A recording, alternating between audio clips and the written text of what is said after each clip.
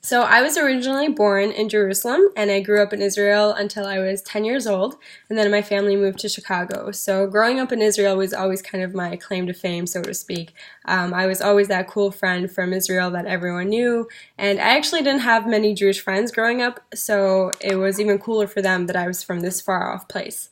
So you could say that growing up in the United States definitely had its perks, but I was always missing Israel and my family and friends that I had left behind there. So since a young age, I always did everything I could to go back.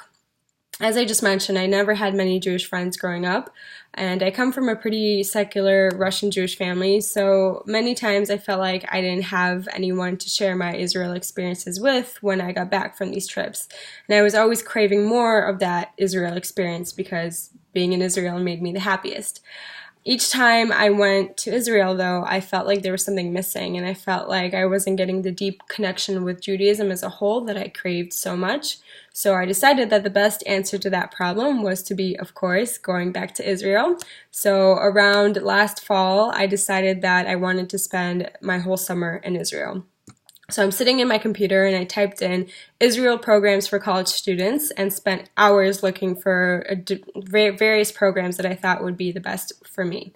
Slowly but surely, I found the right programs and I had my flight booked from May 29th to August 16th. So I recently got back, but I couldn't wait to embark on my spiritual Jewish Israeli summer journey. So throughout the different experiences that I had in the summer, one stuck with me in particular, and that was the day that my group got to go visit the memorial at Ammunition Hill.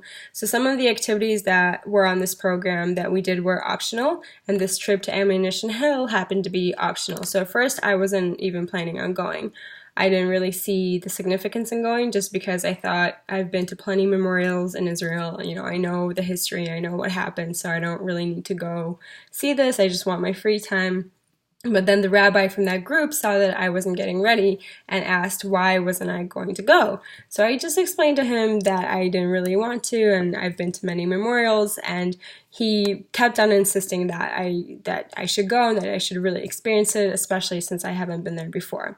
So you can't really say no to your rabbi. So I go, and at first when we get there, Ammunition Hill is also, it's a memorial, but it's also a museum. So at first it's just like any museum tour, and it was really interesting learning about the history, and we watched a video and things like that, but I still didn't really get the point. I was just, this is just another museum. Like, yes, it's cool, I understand, but it wasn't until we walked outside to the memorial area, and it wasn't until I actually saw the trenches where this battle was fought.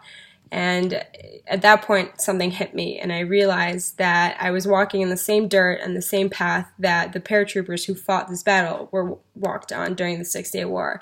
And I think actually seeing the site itself really overwhelmed me.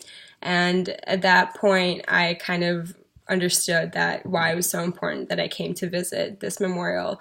After the group started to go back to the bus, I stayed behind for a minute and decided to have a moment of silence of my own and say a little personal prayer, because in that moment I realized the significance of this that the memorial had.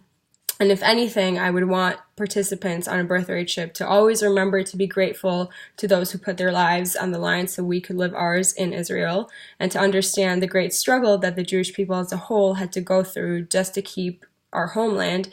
And lastly, to always keep in mind and remember the reason we're fighting for our homeland in the first place. So it was at that moment that all really kind of hit home for me and was brought together, and just had a really meaningful experience there.